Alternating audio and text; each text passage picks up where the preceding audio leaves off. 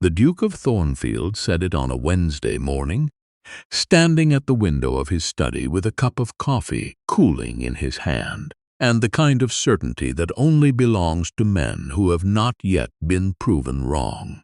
"I would sooner sell the estate than marry that woman, Pemworth. She corrects people, in public, with evidence." His steward said nothing.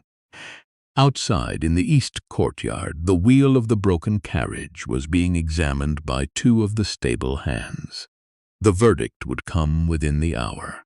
Whatever it was, the woman the Duke had just sworn to avoid would be under his roof for at least 3 more days. He was 34 years old. He had been wrong before. He had never been wrong quite like this. It had begun the night before, at 9:30, with rain.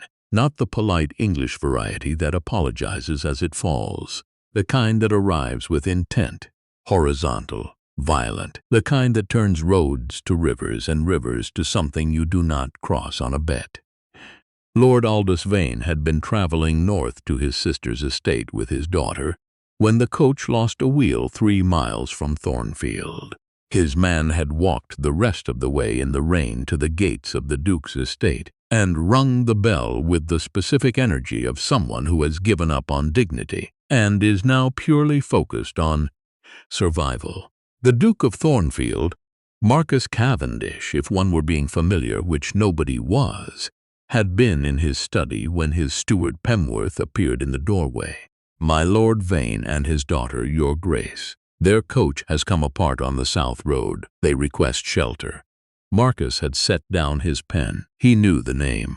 Lord Vane, a baron of the old sort, quiet country stock, modest means, a man his father had liked and his mother had called that sweet man who knows everything about orchards. And the daughter. He knew the daughter by reputation, which was extensive. Miss Rosalind Vane, 26, unmarried, and according to every drawing room in 2 counties. The problem. Not in the way that women were usually called problems, not vain, not difficult, not dramatically inclined. The problem was specific. She was right, frequently, about things men preferred to be right about themselves.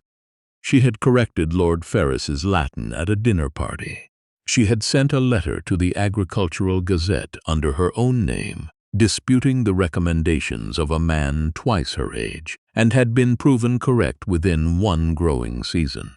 She had declined 2 proposals, one from a perfectly acceptable baronet, and one from a man with a title considerably better than baronet, without apparent distress and without explanation.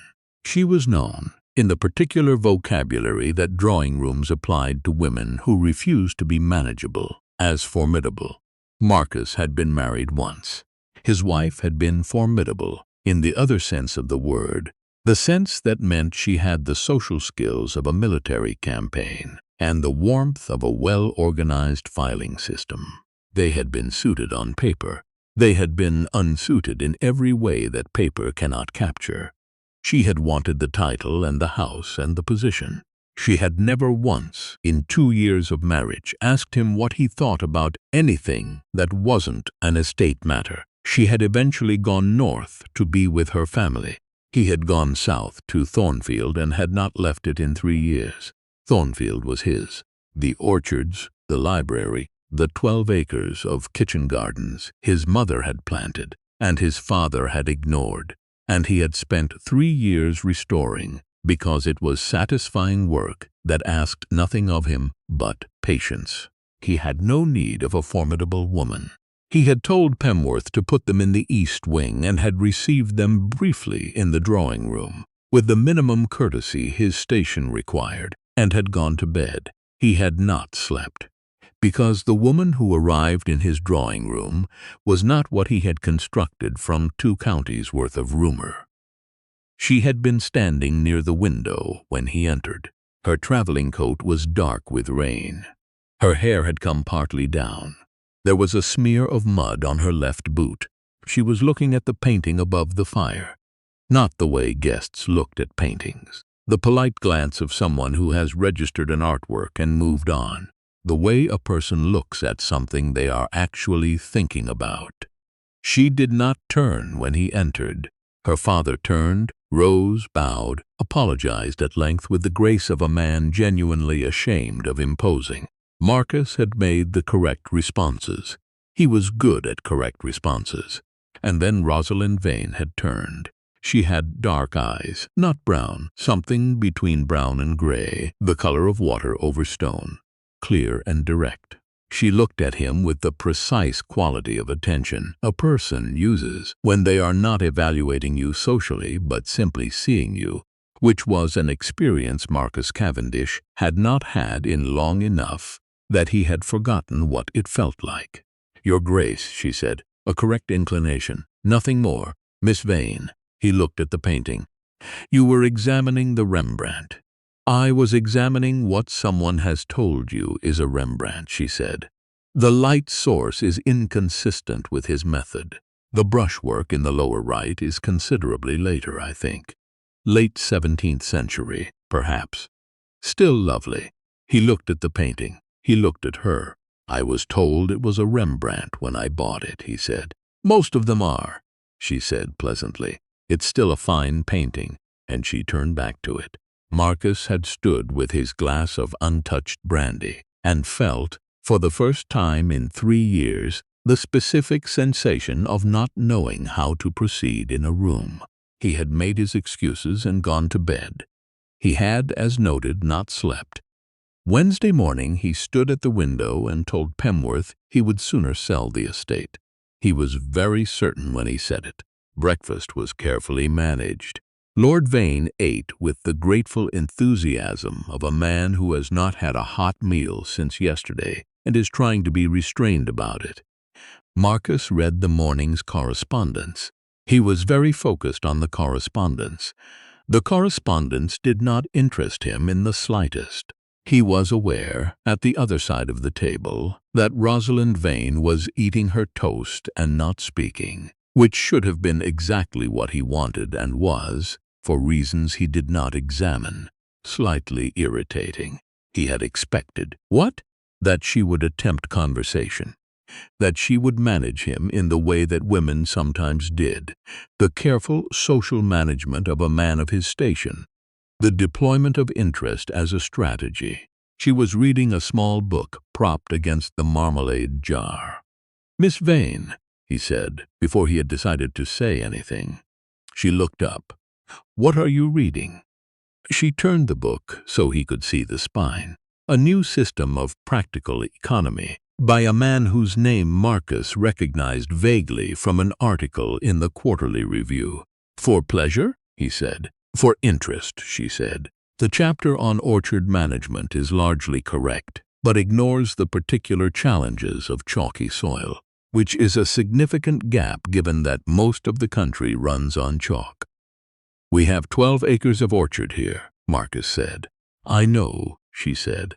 "I saw them from the window this morning. The Bramley section in the south corner is spacing itself too close. You'll lose yield within 2 seasons." He stared at her. She turned back to her book. He looked at his correspondence for approximately 30 seconds. "After breakfast," he said, "I typically walk the orchard. If you wished." He stopped. He had no idea what he had been about to say. She lowered her book. "I would," she said. He picked up his correspondence again. He read the same sentence 4 times. He gave up. The orchard was the best part of Thornfield. Marcus knew this with the specific, private certainty of a person who has never had to justify a preference to anyone and therefore knows their preferences clearly. His mother had planted it, slowly, over years, variety by variety, and had died before it fully came into bearing. And he had finished what she started, because it was the only thing left of her that was still growing. He walked the rows in the morning because it was where he thought best. He rarely brought anyone with him. Rosalind Vane walked beside him now, with her hands behind in her back and her eyes moving over the trees with an assessment that was, he recognized with some surprise, genuinely professional, not performative. She was actually looking. "Your mother planted this," she said. "Yes." The russet section in the north is 30 years old at least. The rest is younger, 20 years. She began in the south and worked north. She died before she finished. A pause. I'm sorry, thank you. He did not usually accept condolences easily. They felt generally like a kind of transaction. This one felt merely true. My mother planted an orchard, Rosalind said. She was looking at a bramley tree, running her fingers along a branch in the absent way of someone thinking through a problem. She died when I was 14. It's gone over now. My father doesn't have the staff to manage it properly. Marcus did not answer immediately. He looked at the tree she was examining. The spacing, he said. Yes, you need to take every third tree in this row and move it 2 feet west. It sounds severe, but the light access will increase yield by 1/3, he said. I know. I've been meaning to. She looked at him then. A brief look, quick and recalibrating. You know, it said, then why haven't you? It was my head gardener's project, he said. He died in February. I haven't found the heart to reassign his priorities. She didn't offer condolence this time. She simply nodded once, the nod of someone who has heard a real reason and recognized it as such. They walked in silence for a while. The book is wrong about the chalk, he said. I know. I wrote to the author about it. Did he reply? He did. He disagreed, which is his right. He'll discover it in 3 seasons. She said it without rancor. As a simple prediction. You're very confident. I've been managing my father's kitchen garden for 6 years, she said. You become confident or you become hungry. The smallest pause. We became confident. He looked at her sideways. The proposals you declined, he said before he had decided to say it. He stopped. She looked at him steadily. No alarm, no offense, waiting. Forgive me, he said. That is not my business. No, she agreed pleasantly. But I'll answer it anyway, since you clearly want to know and have at least had the grace to stop yourself. She resumed walking. The first man was perfectly kind and would have required me to move to Edinburgh, which would have meant leaving my father in a house with no management and no one who understood the accounts. The second was also perfectly kind and had very fixed ideas about what his wife's interests ought to consist of, which did not include agronomy, and that was sufficient reason. I thought so. She glanced at him. You've heard the version where I'm simply difficult. I've heard a version, he admitted. I'm not difficult, she said. I'm specific. There's a difference. He looked at the orchard ahead of them. The morning light was moving through the apple trees in long pale lines, the way it did in early spring before the leaves came in full, and the grass between the rows was damp with last night's rain. My head gardener's name was Wilson, Marcus said after a moment. He'd been here 30 years. He knew every tree by name, his own names, not the varieties. He called the old russet in the northeast corner Margaret after my mother. She turned her head. He sounds like someone worth grieving properly, she said. Yes, Marcus said. He was. They walked in silence for a while, not an uncomfortable silence, the kind that settles between people who have discovered they do not need to fill it. At the far end of the north row, Marcus stopped. He looked at the spacing of the bramley trees. I'll have it moved, he said. The section you identified. She nodded. She looked at the trees for a moment. Then, what did you call the orchard? I don't have a name for it. You should.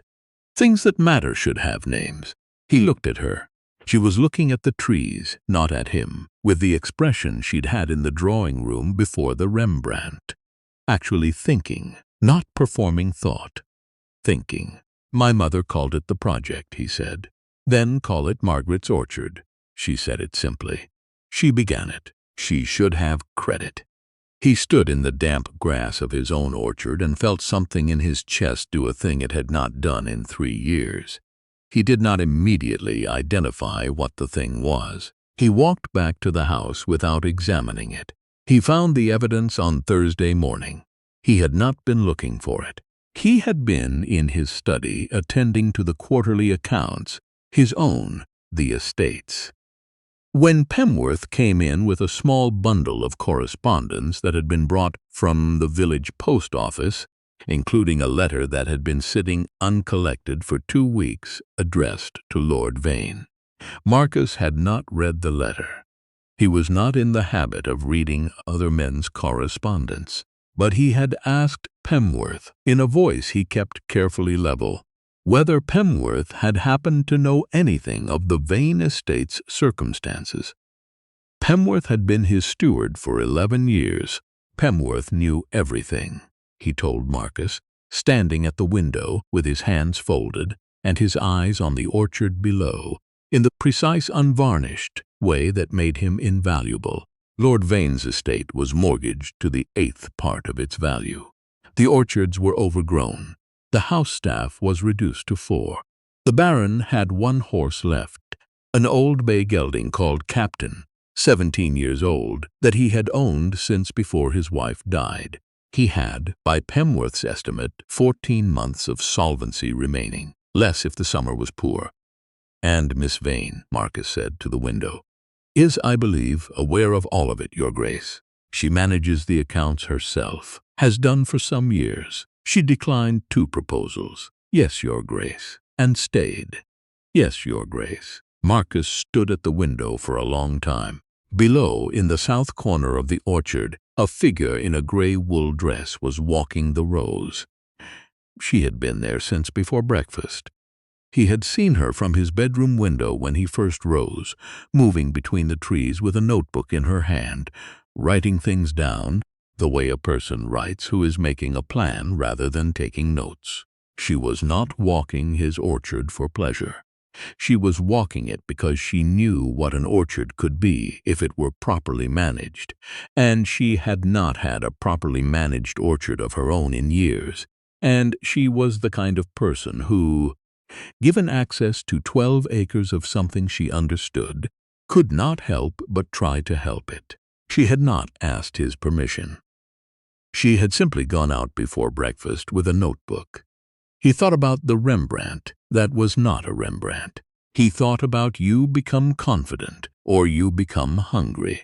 He thought about a dead gardener's trees waiting to be moved 2 feet west because Marcus had not been able to find the heart to assign the work.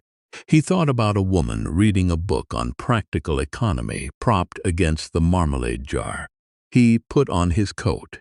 She heard him coming.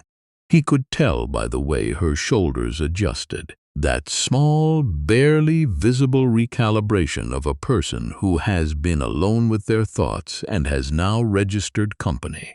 She did not turn immediately. He stopped 2 trees away. "You're out early," he said. "The light is best before 10. What are you writing?" She turned then.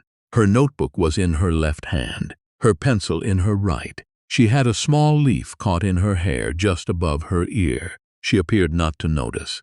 He did not tell her. "I've been mapping the sections," she said. She held the notebook out.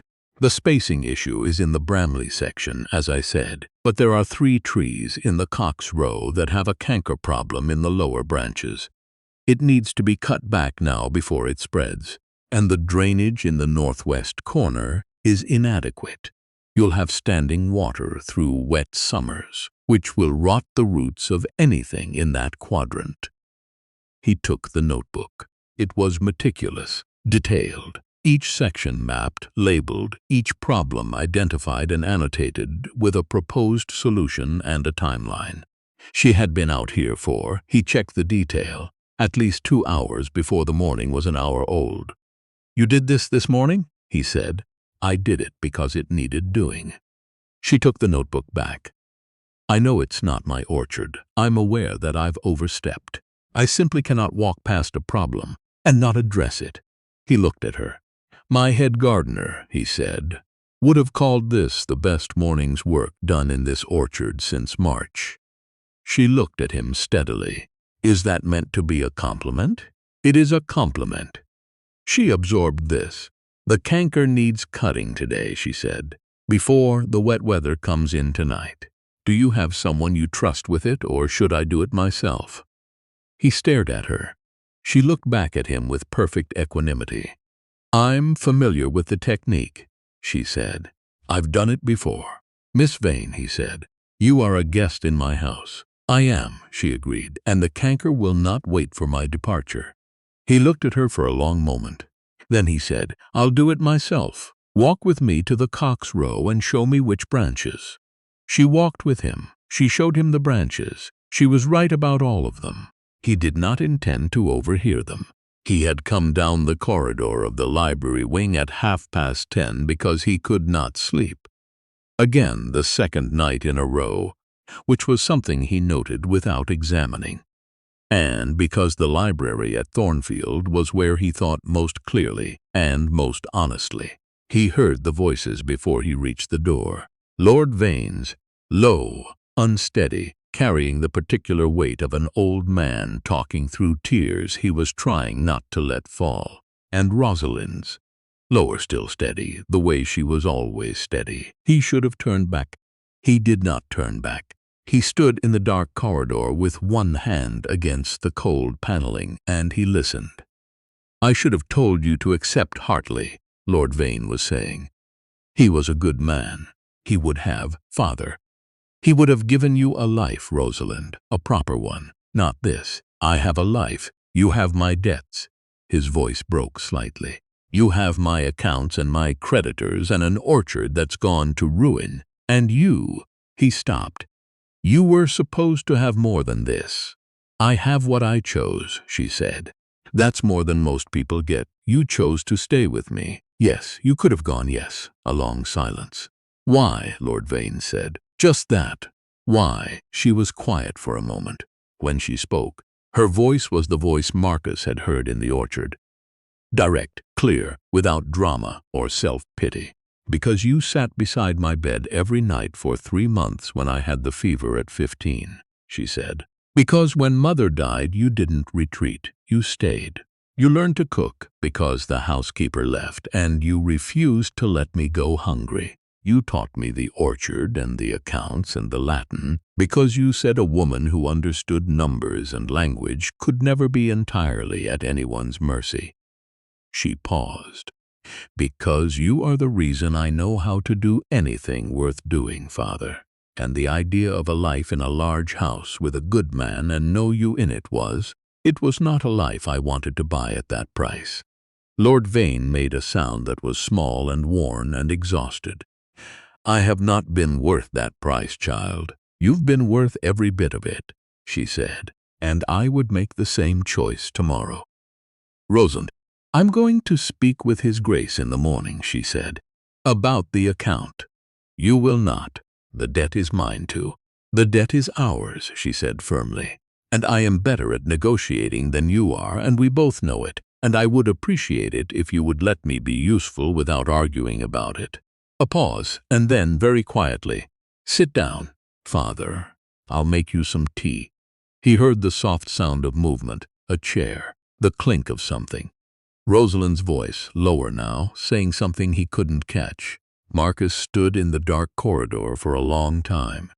He thought about his first wife, who had looked at him with calculation dressed as warmth. He thought about 3 years of building Thornfield into a place that asked nothing of him but patience and gave back something honest. He thought about a woman in his orchard at 7 in the morning with a notebook and a pencil and canker in the cock's row that she could not walk past without addressing. He thought about you become confident or you become hungry. He thought about Wilson, who had called his mother's tree Margaret.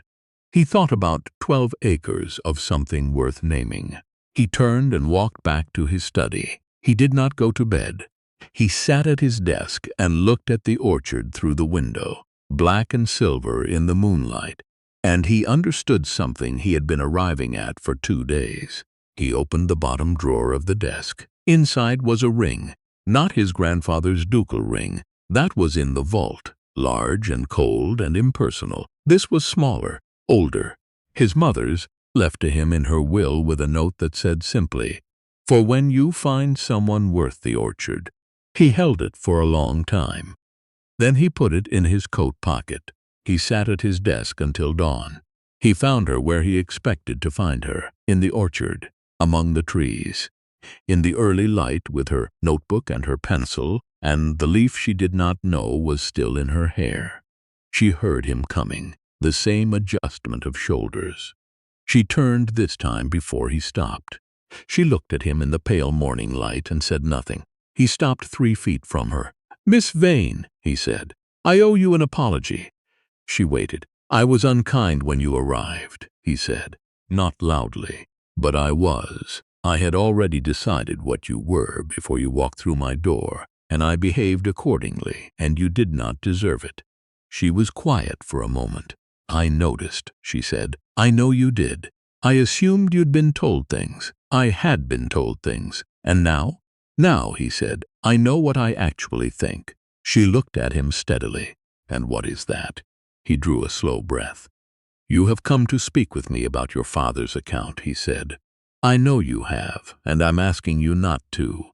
Something moved in her expression. A flicker.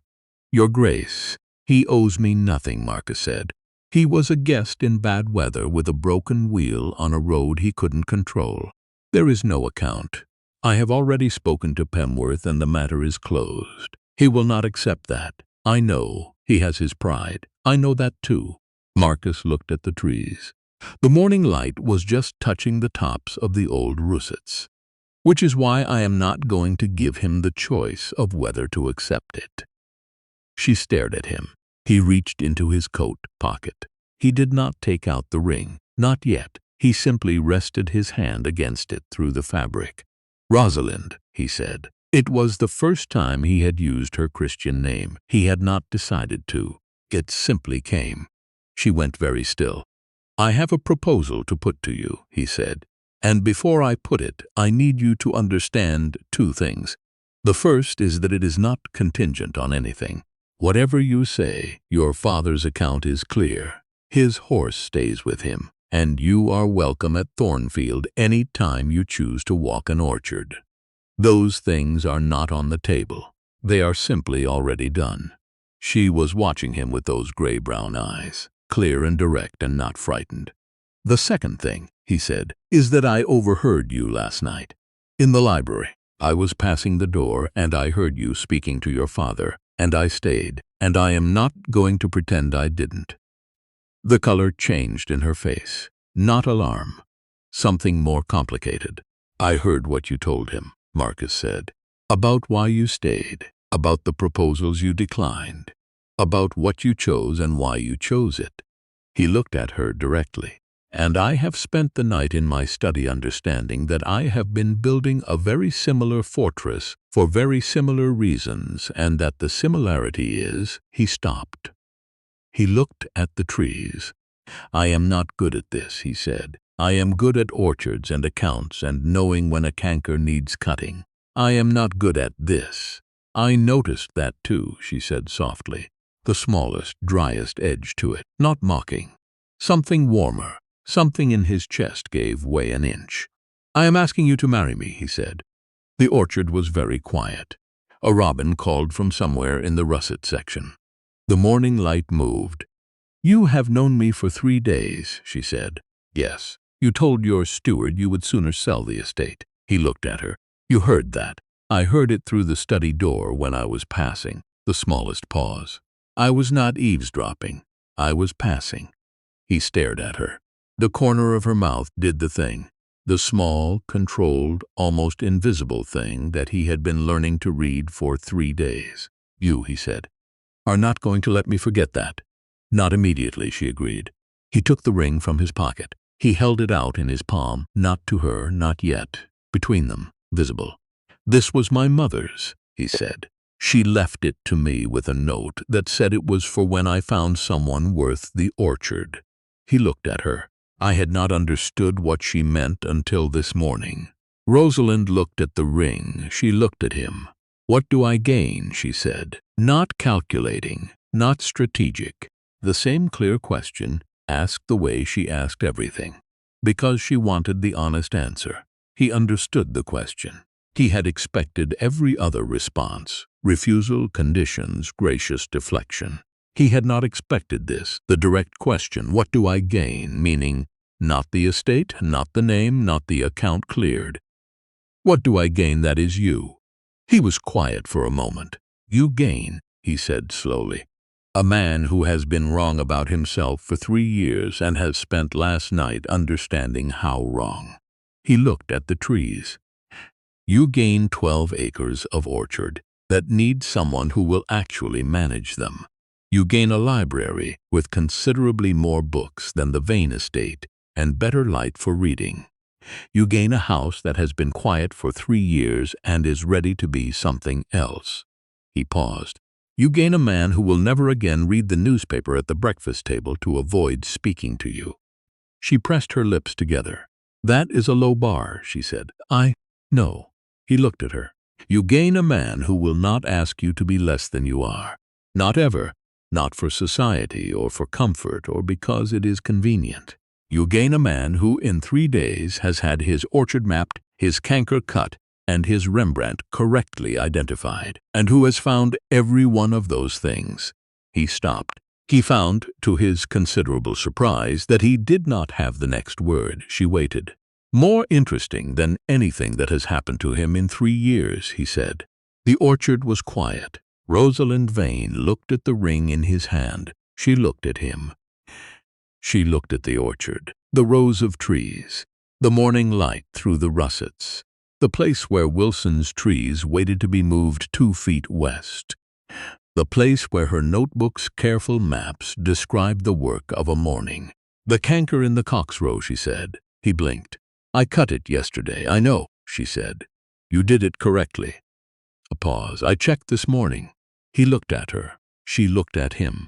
"My father stays with us," she said. "He will not be managed or shunted to a guest wing. He lives where we live or close enough to it for as long as he needs." "Agreed." "Captain comes with him. His horse.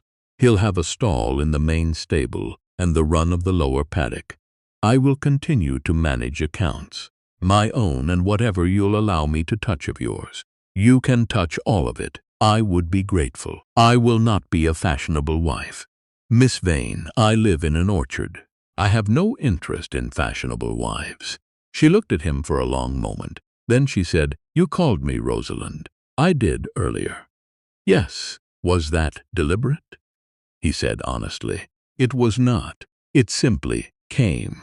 She looked at him. Whatever was happening in her expression, it was happening very quietly and very completely. She reached out. She took the ring from his palm.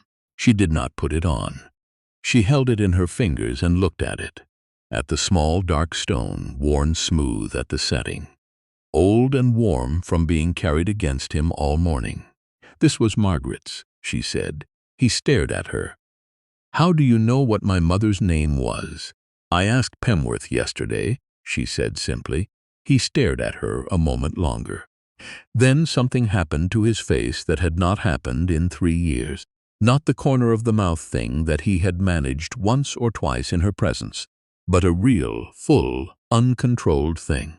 A laugh, small, surprised, entirely genuine. She looked at him while it happened, and the small, controlled thing that she did with the corner of her mouth became, briefly, something considerably larger. She held the ring out to him.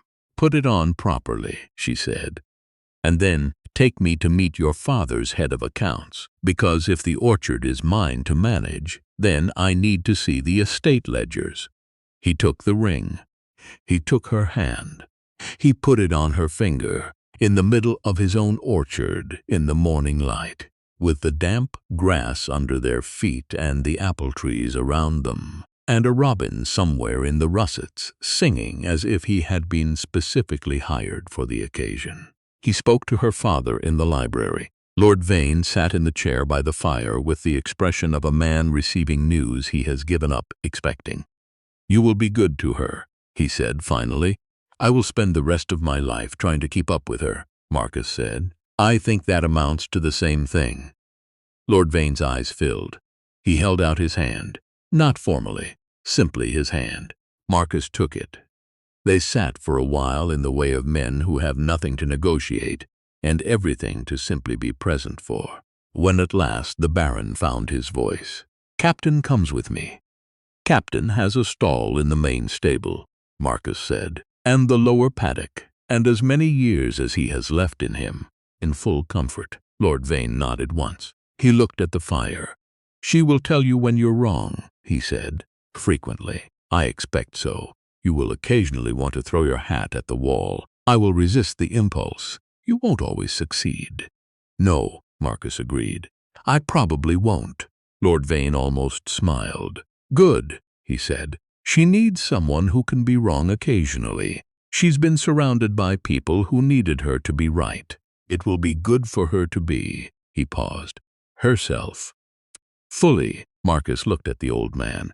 "My lord," he said, "she has been fully herself since the moment she walked through my door. It is one of the many things I intend never to change." The Baron looked at him for a long moment. "Yes," he said quietly. "She said you were different." "When did she say that?" "Last night," Lord Vane said, "in the library. After—" He stopped. He folded his hands. "After she thought I had gone to sleep." Marcus said nothing. "She said," Lord Vane continued, "that she had not met many men who were worth the orchard." He looked at the fire. "She meant it as a joke, I think. But Rosalind's jokes are always half true." Marcus stood up. He went to the door. At the threshold he turned. "The orchard," he said, "is going to be called Margaret's, after my mother."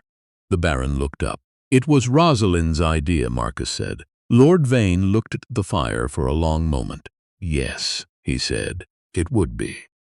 In the corridor, Pemworth was standing, as he always seemed to be standing, at the precise correct distance, with the precise correct expression, which was professionally neutral and personally the smallest fraction warmer than usual. "Your Grace." "Pemworth, may I speak freely, Your Grace?" "You may." "I would like to say—" The steward paused. "I told you on Wednesday morning that the wheel would be repaired in 3 days, Your Grace." Marcus looked at him. "It's Friday," Pemworth said. Marcus stood in the corridor of his own house and looked at his steward.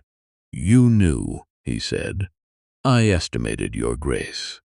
The corner of Pemworth's mouth did a very small and entirely controlled thing. "The wheel could have been managed in 2 days. I suggested 3. Marcus stared at him. "The wheelwright," Pemworth said carefully, "is an accommodating man." "Pemworth." "Your Grace, did you instruct the wheelwright to take an extra day?" "I advised him," Pemworth said, "that there was no particular urgency." Marcus looked at him for a long moment. "I have served this house for 11 years, Your Grace," Pemworth said. "I served your father before you. I have not, in 11 years, seen Your Grace walk the orchard with anyone." A pause. It seemed worth an extra day. The Duke of Thornfield stood in his own corridor and felt, for the 3rd time in 3 days, the specific and uncontrollable process of his own face doing something without his permission. He did not laugh. He came close. "You are," he said, "an insufferable man, Pemworth." "Yes, Your Grace, and the finest steward in the county." Pemworth inclined his head. "You are very kind, Your Grace." Marcus walked toward the front door. At the threshold, without turning, "Send a bottle of the good Bordeaux to the library for Lord Vane." "At once, Your Grace." "And Pemworth?" "Your Grace, give the wheelwright a bonus." "For his accommodation." A pause. "Of course, Your Grace." Midsummer, Margaret's Orchard, Thornfield. The Bramley section had been moved in April. Every 3rd tree 2 feet west, just as she had identified in the early morning walk before they were engaged, before the ring, before anything was decided. The yield was already improving. Pemworth had noted it in the quarterly accounts with a line that said simply, "Miss Vane's correction, Bramley section, satisfactory result." It was Lady Cavendish now, but Pemworth had written Miss Vane's correction, and Marcus had left it as it was because it was accurate. They were sitting on the grass in the orchard, not the formal bench near the house. On the grass, in the long shadow of one of the old russets, with a basket between them and Lord Vane, asleep in a chair a little further along the row, a book open on his lap, Captain grazing in the paddock beyond the fence. Rosalind had a notebook. She was always going to have a notebook. "The northeast corner," she said. "What about it?" The drainage is improving, but not fast enough. I want to put in a second channel before autumn. Speak to Pemworth. I have spoken to Pemworth. Pemworth agrees with me. Then it's done. I wanted to tell you." He looked at her sideways. "Why?" She looked at him over her notebook with the expression that had been, from the beginning, the one he had been learning to read. The small, dry, entirely Rosalind look that contained more than it appeared to. "Because it's your orchard," she said, "and you should know what's being done in it." He reached over and took the notebook from her hands. She let him. He looked at the morning's notes. Detailed, precise. The same meticulous handwriting he had first seen on the Wednesday morning when she had mapped 12 acres before breakfast. He set the notebook down between them. He looked at the trees. "I told Pemworth," he said, "before you arrived, that I would sooner sell the estate than marry you." "I know," she said. "You've said so. I've been thinking about that." "Have you?" "I would sell the estate," he said. "I would sell every tree in this orchard, and the library, and the horses, and the house itself. I would sell all of it." He looked at her. "Before I would give up the thing I have had since last Thursday morning, when a woman I had dismissed as formidable took my canker problem seriously enough to cut it herself." She was quiet. He reached over and took her hand, the way he had done the first time in the orchard, with the damp grass under them and the morning light in the russets and the robin singing somewhere nearby. "I was very wrong on Wednesday," he said. "Yes," she agreed. "I am frequently wrong. Yes. You were right about the Bramley spacing. I usually am. And the drainage. Also, yes. And the Rembrandt." She pressed her lips together. "The Rembrandt," she said carefully, "is still a very fine painting." "It is not a Rembrandt." "It is not a Rembrandt," she agreed. He looked at her. The corner of her mouth did the thing. His face did the thing. Lord Vane, in his chair along the row, opened one eye. He looked at his daughter. He looked at the Duke of Thornfield. He closed his eye again. He was smiling. He did not need them to see it. In the paddock, Captain raised his old gray head and looked at the orchard and went back to grazing. The summer light moved through Margaret's trees. The notebook lay open in the long grass. And the Duke of Thornfield, who had told his steward on a Wednesday morning that he would sooner lose everything than marry that woman, looked at his wife in the light of his mother's orchard and understood, with the simple, unargued, inarguable certainty of a man who has finally stopped being wrong, that he had never in his life been more correct. He said it on a Wednesday. "I would sooner lose everything than marry her." He meant it completely. He was wrong about it completely. And the remarkable thing, the thing worth sitting with for a moment before we go, is that he was not wrong because she changed him, or because she convinced him, or because she was so extraordinary that his objections couldn't hold. He was wrong because he had built his objections before he met her. He had constructed a woman in his imagination, formidable, difficult, the kind of woman who corrects people in public with evidence, and he had decided what he thought of her before she walked through his door in the rain. And what she actually was when she walked through his door in the rain was someone who could not pass a canker problem without addressing it, someone who mapped orchards before breakfast because she loved them. Someone who read practical economy propped against the marmalade jar and was right about the chalk. Someone who sat with her father in a library at midnight and told him, without bitterness, without drama, simply and finally and completely, that she had chosen him. Not because she couldn't leave, because she didn't want to. There is a particular kind of love in this story that I think is the real one. Not the grand gesture, not the declaration, not even the ring in the orchard in the morning light. It is the love that says, "I know who you are when you're not performing. I've seen you in the library at midnight. I've seen you cut canker before you'd been asked. I've seen you argue about chalk and Rembrandt and drainage with the same seriousness. And that person, that specific, unperformative, can't walk past a problem person, is the one I'm asking. Not the title, not the estate, that person. And she asked the same of him. What do I take, Your Grace? 5 words. The only question that mattered. Stay with me a moment longer. Tell me which moment found you. Was it the notebook mapped before breakfast? 12 acres documented in 2 hours before the day had properly started? Was it Pemworth and the wheelwright? Was it you become confident or you become hungry? Was it the ring, and for when you find someone worth the orchard?